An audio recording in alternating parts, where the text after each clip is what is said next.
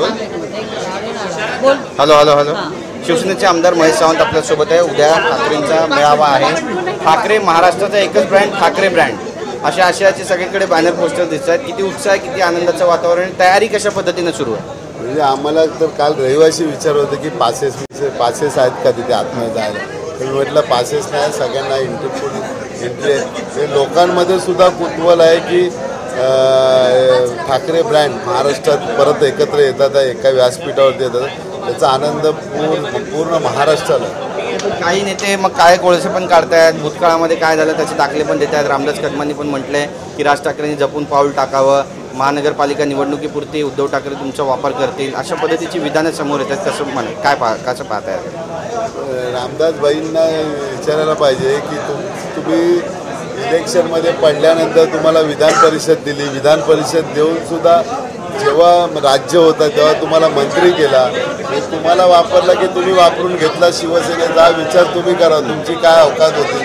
शिवसेनेमुळे आज तुम्ही एवढे मोठे झालात, आज तुमच्या मुलाला आमदारकी मिळाली, तुम्हाला मंत्रिपद मिळालं, ही किमया कोणाची आहे? ठाकरे बंधूंची आहे किंवा ठाकरे कुटुंबाचे।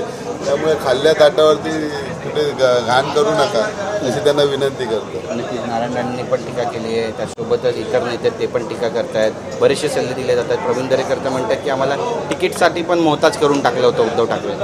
पण प्रवीण दरेकरचा आणि आमचा काय संबंध आहे शिवसेनेचा?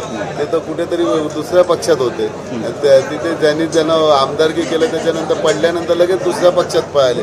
हे असे पळकुटे आहेत, त्यांना स्वाभिमान नाही। नक्की उद्याची पूर्ण तयारी झालेली आहे आणि काय नवीन पाहायला मिळेल? मराठीच्या अस्तित्वाचा जो मुद्दा आहे तो अजेंडा असणार आहे की आणखी काही वेगळ्या पद्धतीनं मराठी माणसाचं त्या ठिकाणी ब्रेन वॉश केलं जाईल किंवा त्यांना आवाहन केलं जाईल?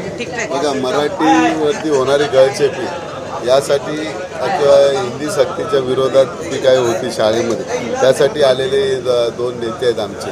त्यामुळे उद्या काय बोलतील ते व्यासपीठावरती सगळ्यांना आम्हाला पण कुतूहल आहे, काय साहेब दोन्ही साहेब आमचे काय म्हणतात। प्रताप सरनाईक यांनी सुनील प्रभू यांना जेवणाचं निमंत्रण दिलंय। प्रताप सरनाईक म्हणताय की गरज पडली तर मी उद्धव ठाकरेंना आणि युवराजांनाही निमंत्रण द्यायला तयार आहे।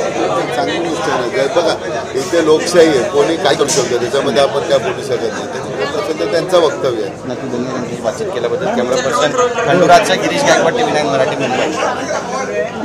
त्यांच्या सेनेच्या ट्विटर अकाउंटवर पहिल्यांदाच राज ठाकरेंचा फोटो ट्विट